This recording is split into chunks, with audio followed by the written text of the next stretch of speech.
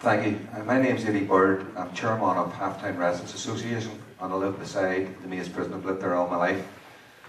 I would like to ask the panel their views on the new development that's taking place at the Maze, and also their views on the Conflict Resolution Centre, and I suppose more importantly, the retention of the H blocks in the hospital, which has become very controversial.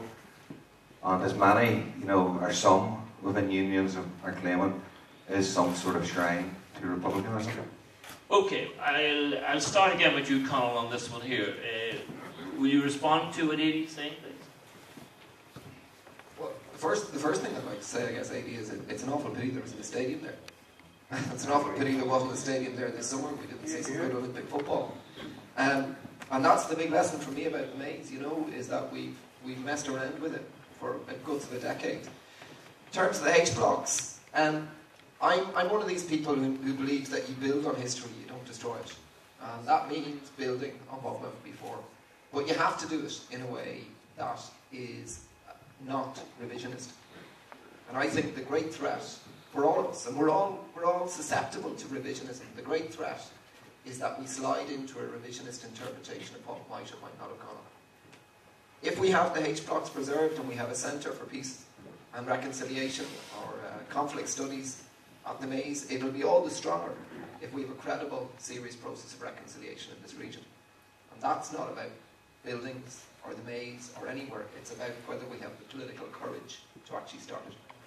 Thank you, Conal. Now, guys, what I want to say to you, if you think that I should give the panelists more time to articulate their viewpoints, just let me know. I mean, to say, I'm working unilaterally, arbitrarily here, I'm calling the shot, but if you feel that people should get more time to articulate their viewpoints, by all means make your feelings known to me, because you are the people who should decide how this evening is shaped. I act as a conduit, but if you feel that you need more time, fine, just say so. Okay, go ahead, my man. Paul again. It's still Paul, and hopefully it still will be. Go ahead, Paul. I attended a presentation a couple of weeks ago with the UPRG delegation on the proposed plans. I mean, ultimately, it could be up to a 20-year kind of long-term expenditure on the whole site itself. And I was encouraged by what I heard. I was encouraged by what I saw. There's potential there to be a world-class peace and world-renowned peace and reconciliation centre. The one aspect of it that seems to be stirring up a hornet's nest, certainly in Loyalism, is the so-called shrine. And I don't see it the way that certain individuals see things as a shrine. I accept the right of people, if they want to go and hear the story of certain individuals, I accept that they have that right. It's part of history. It happened. And those who are entitled to hear about it. I am interested more in the stories of the Quakers, ex-prisoners, the prison officers themselves. Numerous, up to 32 different strands of storytelling, of which one aspect will be a certain part of Republican storytelling. And I accept that story has to be told. Now, we've got to get away from this negativity of, if we stop the shrine, it's a victory. Well, it may well be, but then we'll lose the 96% of the wonderful things that can happen there. The Peace and Reconciliation Centre, jobs, local economies could increase because of this world-renowned centre. So I have to say, after listening to the plans and the presentation, that I'm in favour of the whole development, warts and all. Thank you very much indeed. Sean, can you disabuse those who are still concerned about this Republican shrine? Can you reassure them from your perspective that it's not going to be a Republican shrine? I think a reassurance rests on themselves. Republicans weren't the only inhabitants of Long Kesh or the Maze, as was known, both in internment and through to the establishment of the H blocks. So it's incumbent upon everyone who has a story to tell, whether it be Republican prisoners, Loyalist prisoners, the prison officers themselves, British soldiers who guarded the site, etc., and what was known as the ODCs, who inhabited that establishment as well. So it has to be inclusive, and it's important that all perspectives are reflected and all the stories that are told, etc. It's a very significant part of our history, of our background, of the conflict, from the hunger strikes right through the escapes, etc. And there are many varied stories to be told, not only from one perspective, but from all perspectives. Thank you, Sean. Danny? There's also a Long Kesh cage being preserved, where Loyalist prisoners spent their time. I remember the first time I went up to the prison after it closed, and the first thing you notice when you come through, after you come through the security gates, is a memorial to the prison officers who were killed by the IRA, the NLA, and by loyalists.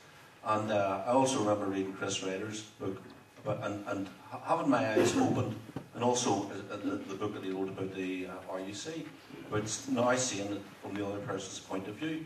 I think that's very, very important, that all parties to the conflict are recognised and that their stories are told. But I also see it being very, very important in terms of conflicts that are occurring around the world, and how, if we can somehow be an example of peace and reconciliation and dialogue and discussion, and if we can use a centre there as part of a conflict resolution, a centre where people can learn from our struggle and from the mistakes we made, then I think it is well worth it. Thank you very much indeed, Danny. Jeffrey?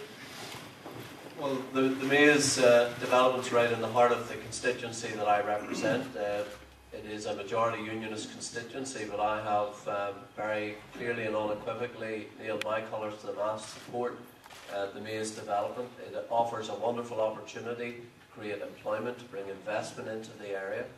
Yes, we have the retained buildings. You know, there's a part of me says maybe it would have been better if we were starting with a clear site. To be honest, the decision not to build the stadium on the Maze site, in my opinion, was a big mistake. I think that could have said so much about the shared future that we want to build in Northern Ireland, that we could have had that stadium as a symbol of that shared future. It hasn't happened, so we have to move on. The Peace Centre will be a new purpose-built Peace Centre. It will be an international centre. It will put Northern Ireland on the map. It will offer the opportunity for us to share our experience of peace building. You know, that includes what we got right and what we got wrong. Yes, the retained buildings. They're not going to become a strain to the IRA. For a start, the H block happens to be an H block that was inhabited by LVF and INLA prisoners, not the provisional IRA. The main focus seems to be on the prison hospital where the hunger strikers died. But it is very, very clear that there will be political direction over what happens at the Maze. You know, there just isn't going to be a circumstance where those buildings are going to become a shrine to what happened in the past in terms of glorifying violence. Quite the reverse. Anyone I've talked to, even those who were involved in the conflict, want the Maze and the focus of the Peace Centre to be about moving forward, about learning from the mistakes, learning about what happens when you don't sort your problems out through dialogue and discussion, and when you turn to violence, people die. People lose their lives, people are tragic, and I know you want me to wind up, Eamon, but you know, I've given up my night to be here to talk to people. I come down here regularly to engage with this community, and you know, they do want to hear what we have to say. These are important issues, and you can't just deal with them in sound bites like we're on downtown radio. And we do want to expand a little bit about the issue. So, as far as I'm concerned as the local MP, I'm satisfied that what will go on the Maze will not be about glorifying the past. It will be about learning from the lessons of the past and building a future which is built on resolving our differences through dialogue and discussion, promoting respect and understanding, and that way the next generation will not have to go through what we did. Thank you, Jeffrey. Thank you. Augusta. Yeah. Well, Amy, I think to some extent it depends what you mean by a shrine and who decides whether it is a shrine, because on lampposts up and down the country you will see flowers which people will have placed in memory of loved ones who maybe been knocked down and killed in a road traffic accident, and arguably those are shrines. So it will be the people who will be visiting this institution who will decide whether it is a shrine or not. But the mistake that I think we made was in not addressing two questions before we decided that we would build what we're building at the Maze. The two questions being, should we have a peace building and conflict transformation centre? And secondly, if we should, what should be in it? what should its functions be, what should it do. And I think if we had addressed those, we quite likely could have got a large degree of consensus on those two issues. For me, should we have one? Yes, we should. Secondly, what should be in it? Well, that's debatable, but one thing I would feel passionately you should be able to do by going to this sort of a centre is hear and see the stories of those most directly impacted by the conflict of the last 35, 40 years. Because we will never in this room, or in our generation, I believe, agree a single narrative about what happened. But what we can do is ensure that all versions of the truth are captured and left for future generations, both as a legacy tool and also as an educational tool for future generations to come, watch, listen, and make their own mind up. Now, if we had got agreement on those two things, then I think it would have been easier to get agreement on the third question about where it should be. Personally, I don't favour Maze Long Kesh. I would place it on the Crumlin Road. I think it was an absolute crime to sell the courthouse for £1 for development. It was never development. It's about to fall down. But you could have had the courthouse, the tunnel, and the jail. And you could have done, and I'll not labour this even, but you can Google this if you don't know it. Look at what they did in South Africa, in Johannesburg, with the Constitutional Courthouse, where they basically demolished it and then rebuilt it as something else. And that's what I would have done, given the opportunity.